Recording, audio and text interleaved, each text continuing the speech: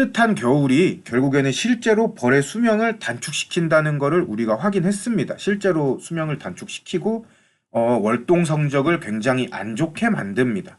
왜? 그런데 이유가 뭘까? 월동벌 생물학과 관리법이라는 제목이에요. 월동벌이 어떤 특징을 가지고 있기 때문에 월동을 할 수 있으며, 또 월동벌이 왜 일찍 죽는지 알려면 월동벌이 어떤지 알아야 되기 때문에 요 자료를 가져왔고, 여기에서 요약해 놓은 걸 보시면은 이제 월꿀벌은 월동 시 독특한 행동을 취한다. 요건 이제 딱 요약을 해놔가지고 여러분들이 이해하시기가 힘든 건데, 이 말이 뭘 의미하는 거냐면은 이 월동벌은 봄, 여름, 가을을 나는 일반 벌들이랑은 차별화된 어떤 특징이 있다. 봄, 여름, 가을에 노동을 하는 벌들이랑은 다른 행동 양태를 보인다라는 걸 의미하는 겁니다. 꿀벌은 월동 시 독특한 행동을 취한다. 대부분의 봉군 손실은 월동 중에 일어난다. 우리나라뿐만 아니라 웬만한 월동을 나는 나라에서는 그 겨울에 봉군 손실을 다 겪고 있다는 뜻입니다. 우리나라만의 문제가 아니라는 뜻이에요. 다만 연구가 좀 더 활발할 뿐이지. 대부분의 봉군 손실은 실제로 월동 중에 일어난다. 월동 실패를 야기하는 요소는 아직 제대로 밝혀지지 않았다. 그런데 우리가 월동 중에 벌이 죽는 사례가 계속 나오고 계속 겪고 있지만, 월동 실패를 뭐가 야기하는지는 아직 제대로 밝히지 못했다고 합니다. 그렇다고 해서 아예 모르는 건 아니에요. 우리가 알고 있는 게 거짓말이란 소리는 아니고, 요런 데서 이제 모른다라고, 확실하다라고 얘기할 때는 온갖 몇 년 동안 연구를 하고, 이 방법으로 연구하고 저 방법으로 연구한 다음에 나 이거 가져왔어요 짜잔 해서 사람들이 다 같이 본 다음에 막 이게 틀렸니 맞니, 실험 방법이 제대로 됐니 안 됐니 이런 걸 거쳐서 뭐 이제 확실하다고 얘기를 합니다. 그래서 우리가 피부로 느끼는 거랑은 조금 이제, 우리가 피부로 느껴서 확실하다고 얘기하는 거랑 이 사람들이 확실하다고 얘기하는 거랑은 좀 다른데, 일단은 뭐 우리가 피부로 느끼는 그 요인들이 거의 맞다고 이 사람들도 얘기를 해요. 다양한 원인들이 있다고 얘기를 합니다. 그래서 여기 적어놨죠. 확정해가지고 이것 때문이다 라고 말을 해줄 수는 없지만 다양한 월동을 방해하는 요인이 있는 것 같다. 그래서 그것들이 뭐냐, 제가 여러 가지 자료를 보고 좀 모아놨습니다. 첫 번째는 비축한 지방의 에너지화입니다. 아까 말씀드렸죠. 월동벌은 일반 봄, 여름, 가을 벌들이랑은 다른 행동 양태를 보인다고. 그건 바로 가만히 있는 겁니다. 그런데 실제로 얘네들이 생물학적으로도 이 몸 구조 자체가 좀 다르게 태어나요. 월동벌은 애초에 지방이 일반 봄벌보다 한 40%인가 그 정도 많게 태어납니다. 태어날 때부터. 그거는 이 사람들이 얘기하기는 일조량과 일조량이 줄어들고 기온이 낮아지면서 아무래도 벌이 자연스럽게 이제 태어날 때부터 지방이 많은 형질로 태어나는 것 같다라고 추측을 하고 있어요. 자연의 신비죠. 그냥 이건 자연의 신비로 보시면 됩니다. 그래서 월동벌은 많은 지방을 비축해 놓습니다. 왜 그러냐면은 추운 겨울을 버텨야 되기 때문에 많은 지방을 비축한 상태로 태어납니다. 그런데 얘네가 추운 겨울을 버티기 위해서 만든 지방을 겨울 버티는 데 쓰는 게 아니라 겨울이 계속 늦어지고 따뜻해지니까 그거를 활동하는 에너지로 돌린다는 거예요. 이 지방을 활동하는 에너지로 돌려서 쓰다 보니까 겨울을 버틸 에너지나 지방이 많이 안 남고 일찍 죽는 벌들이 발생한다라고 좀 추측을 하고 있습니다. 그래서 요게 이제 보시면 되는 건데, 실제로 요거는 일벌의 지방질 구조의 계절에 따른 변화입니다.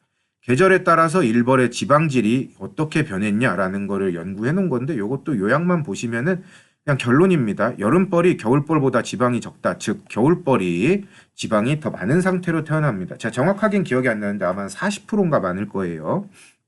그 다음에 여름벌과 겨울벌은 세포의 미세 구조에서부터 다르다. 얘네는 태어날 때부터 다르다는 소리입니다. 세포의 미세 구조에서부터 다르다고 해요. 밑에는 뭐 무슨 어떤 그 유전적인 뭐 세포질이 많다라는 걸 설명하고 있는 거기 때문에 여기까지 모르셔도 되고, 어쨌든 태생부터 다르다. 야, 여름벌은 이런 거예요. 여름벌은 너네는 이제 노동해야 돼. 너네는 맨날 애들 키우고 밥 먹이고 이런 식으로 너넨 노비야. 노비 같은 삶을 위해서 태어난 애들이야. 라고 이제 한 거면은 겨울벌은 야, 나는 달라. 나는 양반이야, 양반. 나는 너네 봄벌, 여름벌 너네처럼 일하려고 태어난 벌이 아니야. 방 안에서 따뜻하게 내 지방 태우면서 가만히 꿀 먹고 살 거야. 우리는 이 태생부터 달라. 몸부터 달라. 라는 겁니다, 완전히. 우리는 여름벌, 겨울벌 다 똑같다고 생각하는데 사실은 그게 아니라는 거예요. 그래가지고 실제로 보면은,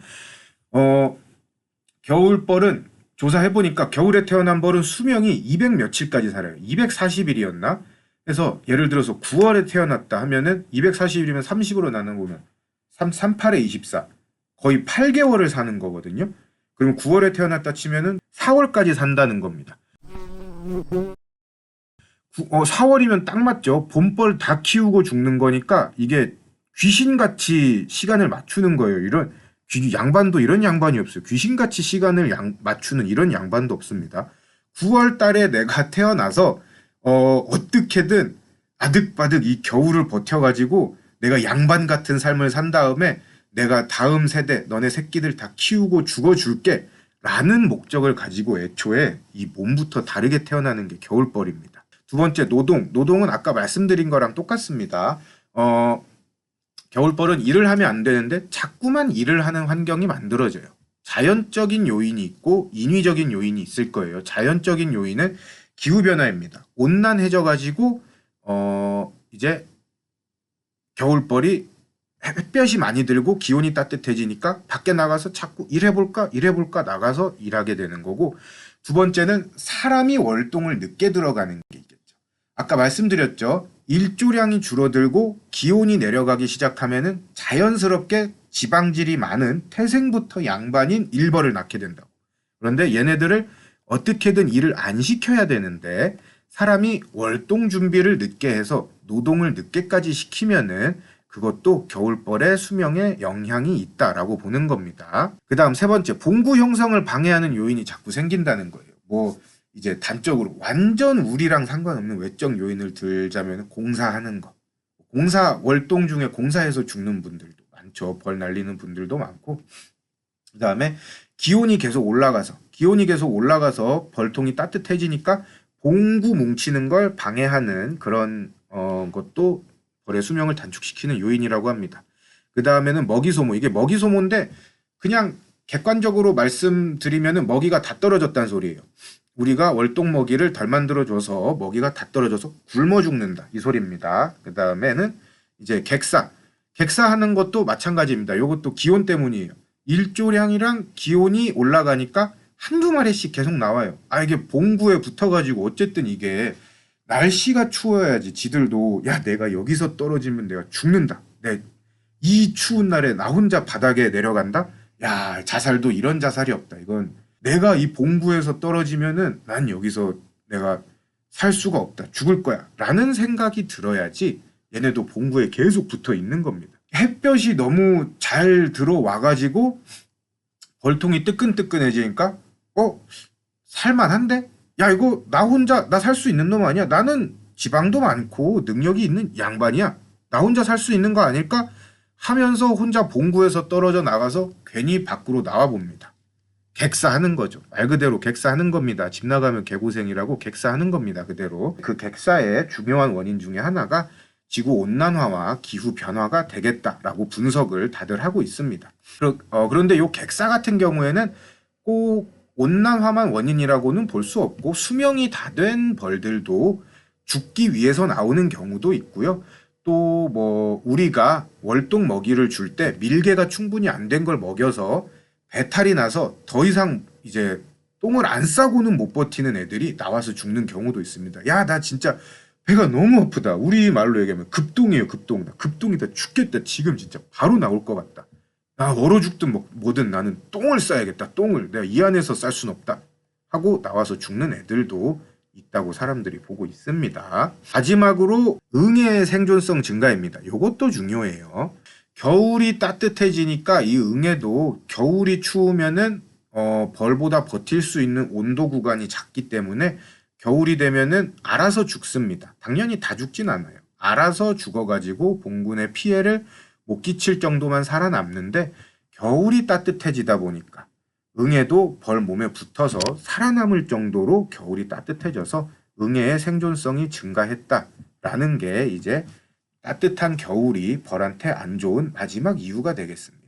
그래서 이런 원인들, 우리가 이런 6가지 원인들, 따뜻한 겨울이 벌한테 영향을 미치는 이런 6가지 요인들을 다 겪고 나면은 이런 텅텅 비어있는 봄벌 실종 사건을 맞게 된다는 게 최종 결론이었습니다. 여러분들 다들 익숙한 그림이죠. 뭐 여기서 안 익숙하다고 하시면은 거짓말입니다. 우리가 작년까지 2023년까지 해가지고 한 3년 동안 거의 전국 벌의 70%가 죽는 그런 비극을 겪었는데 내 봉장에서 이런 그림 한 번 못 봤다 라고 하시는 분 있으면은 그거는 너무 거짓말입니다. 요 그림은 한 번씩들 보셨을 거고 그것도 내 벌통에서 한 번씩들 보셨을 거예요.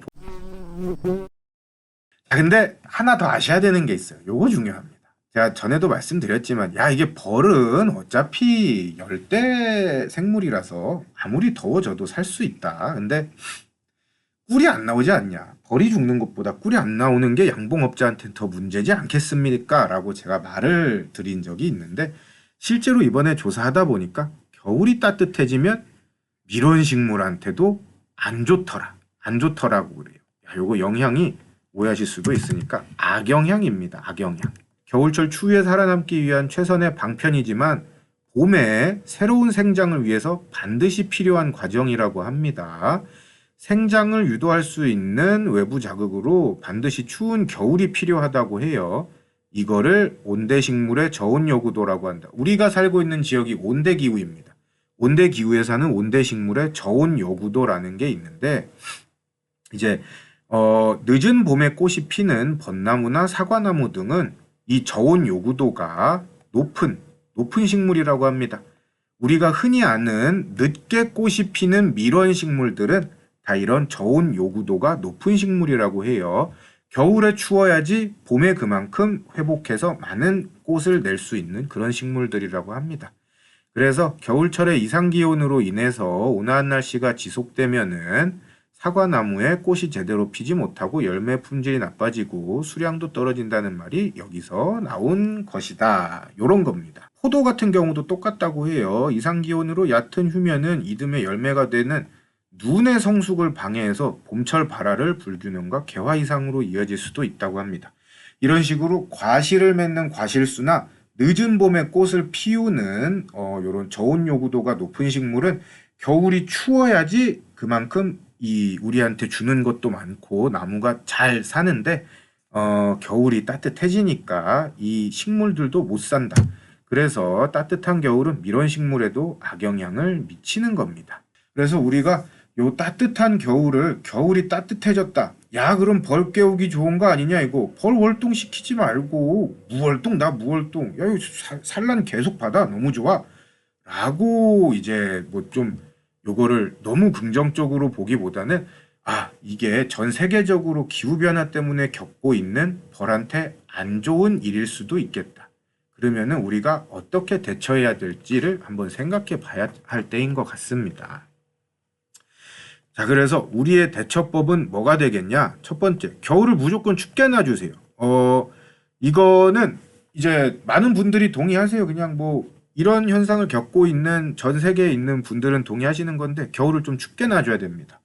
과보온 절대 하지 말고 겨울을 춥게 놔줘야 되는 거고 근데 이게 또 모르겠어요. 우리나라 같은 경우에는 위아래로 좀 긴 편인데다가 남쪽이랑 이 휴전선이랑 이 기온이나 기후가 워낙 극과 극이니까 제가 딱 단정지어서 말씀드릴 수는 없습니다. 근데 뭐 이제 남쪽에 사는데 진짜 우리 집은 이게 내가 봐도 우리 집은 이제 겨울이 없어. 내가 눈 구경한 지 한 3년은 된 것 같아. 5년은 된 것 같아. 이런 데 사시면은 또 이제 모르겠습니다. 좀 무월동으로 가야겠죠. 아니면은 내가 아무리 얘네를 어떻게든 월동을 나게 하려 그래도 어떡하냐. 1월 그 가장 춥다는 대한, 소한 이럴 때 애들이 산란을 한다. 나 진짜 죽겠다. 이런 지역에 사는 분들은 뭐 어쩔 수 없이 무월동으로 가야 될 거예요. 하지만 그런 지역이 아니라면 적어도 내가 벌을 춥게 했을 때 얘네가 산란을 멈추는 지역에 살고 계신다면은 최대한 춥게 겨울을 놔주시는 게 좋습니다. 춥게 겨울을 나기 위해서는 뭐 첫 번째로는 내부 포장, 외부 포장, 포장을 다 제껴버리시는 방법이 있습니다. 포장을 다 제껴버리시고 그냥 벌 착봉 잘 된 정도로 딱 소비 넣어 주신 다음에 아무런 포장 가온 안 하시는 방법이 있겠고, 그래도 얘네들이 뭐 산란을 하거나 너무 일찍 산란을 시작한다 라고 생각이 드시면은 개상으로 올려서 월동을 나는 것도 괜찮을 거예요. 왜 그러냐면은 우리나라는 대부분이 단상으로 월동을 나지만 개상으로 월동을 나는 나라들도 꽤 많습니다. 우리나라처럼 응애가 많이 영향을 받지 않는 나라들은 개상으로 월동을 나는 나라들도 많고, 개상으로 월동을 나게 되면은 얘네들이 개상이랑 단상 그 중간 부분에 딱 봉구를 형성해요. 또 이 집 공간 자체가 커졌기 때문에 좀 안에가 더 춥겠죠. 그래가지고 뭐 춥게 해주고 싶은 분은 개상으로 나는 것도 방법이겠다라고 말씀을 드릴 수 있습니다. 두 번째로 일조량을 또 줄여주시면 돼요. 일조량을 줄여주시면은 겨울에 얘들이 아무래도 덜 나오게 되겠죠. 일조량을 줄여주는 방법은 소문 그 월동 터널을 설치해 주시거나 아니면은 뭐 천 같은 걸로 요렇게 햇빛이 안 들어오도록 가림막을 해주셔도 되고, 저 같은 경우는 소문을 지금 이제 반대 방향으로 꽂아볼까 생각 중입니다. 소문을 그냥 반대 방향으로 꽂아가지고 소비에 직접적으로 햇볕이 들어가지 않도록 좀 반대 방향으로 꽂아볼까 생각 중입니다. 마지막으로 우리가 이 따뜻한 겨울에 대처하는 방법은 응애 방제를 제때 하는 겁니다.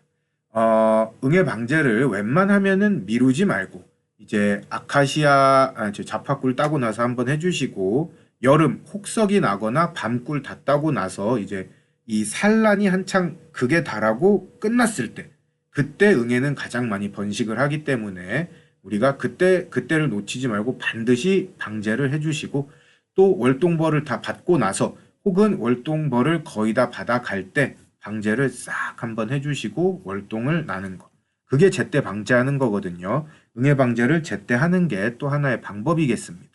이런 식으로 우리가 이 따뜻한 겨울을 나기 위해서는 좀 대처를 여러 가지 해야 될 텐데, 이런 식의 요 세 가지를 키워드로 잡고 방법은 여러분들이 선택하시면 됩니다. 키워드를 이 세 가지로 잡고 여러분들이 대처를 한번 해보시면 되겠습니다. 오늘의 결론은 이제는 우리가 시각을 바꿔야 됩니다. 따뜻한 겨울을 더 이상 추워서 사람도 동사하고 벌도 동사할까 걱정하는 그런 시대가 아닙니다. 따뜻한 겨울을 나야 하는 시대다라고 우리의 생각과 마음을 바꿔야 될 거예요. 제가 방점을 두 군데 찍어놨습니다. 따뜻한 겨울이랑 시대. 자, 기후가 변해서 이제는 우리나라의 겨울도 따뜻해지고 있어요. 중요한 거는 사람한테 따뜻해지는 게 아니라 벌한테까지 따뜻해지고 있다는 겁니다. 이런 기후가 변했다는 거를 우리가 인정하고 기후에 맞춰야 될 거예요. 옛날 방식을 고집하거나 기후가 안 변한 것 같고 나는 원래 이거를 해오던 방식인데 라고 그냥 생각하실 게 아니라 무언가 변했다라는 거를 이제는 인정해야 되는 때이고, 마지막으로는 시대입니다. 사람은 시대라는 걸 구분해서 살죠. 이제는 우리가 사는 시대는 따뜻한 겨울이다 라는 걸 우리가 인정하고, 시대 자체가 변했다. 그러면은 시대에 역행하거나 옛날 시대를 살 게 아니라 지금 시대를 사는 쪽으로 좀 이제 관리 방법도 바꾸시는 게 좋을 것 같습니다. 저희 양봉교육중앙에 출강도 나가고 있습니다. 아래 전화번호로 전화 주시면 저희 원장님이 출강 나가기 때문에 많이 연락 부탁드리고요. 그 다음에 뭐 화분떡, 고체 사료 등의 사료 필요하시면은 저희한테서 많은 구매 부탁드리겠습니다. 이렇게 저희 자재를 많이 이용해 주시면은 저희 후원하는 게 되니까 많이 구매 부탁드리고, 사료 만들 때도 허투루 만들지 않습니다. 벌들이 잘 먹고 많이 쑥쑥 크기 위해서 영양제랑 카제인 또 단백질이 많이 필요하기 때문에 단백질 성분도 많이 넣어서 고품질로 만들고 있고요. 한번 써보신 분들은 품질이 좋다는 걸 알아서 계속 구매해 주시는 편입니다. 여왕벌 같은 경우도 산란자라고 순한 종자로 만들어 가지고 판매하고 있기 때문에 믿고 구매해 주시면 감사드릴 것 같습니다. 이런 식으로 많은 후원 부탁드리겠습니다.